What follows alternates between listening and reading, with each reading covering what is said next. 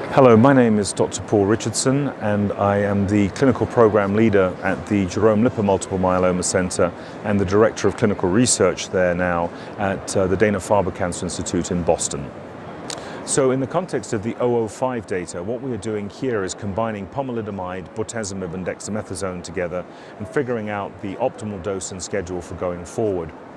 As we presented previously, we were able to remarkably dose escalate pomalidomide and bortezomib without dose-limiting toxicity in the original phase 1 dose escalation phase and establish the MTD as being 4 milligrams of pomalidomide 2 weeks on and 1 week off, and also bortezomib at 1.3 milligrams per meter squared on the classical schedule with dexamethasone.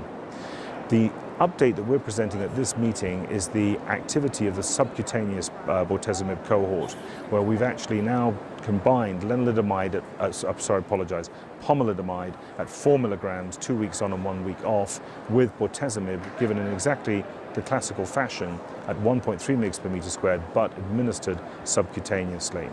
Now, very excitingly, in the classical way of delivering pomalidomide and bortezomib and dex, so-called PVD, we see a 71% overall response rate with very high qualities of response as well.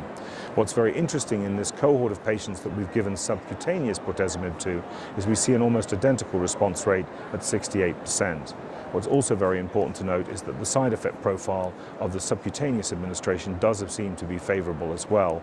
So going forward, there'll be the opportunity to deliver pomalidomide with bortezomib subcutaneously in combination with steroids as part of ongoing studies, as well as in general practice.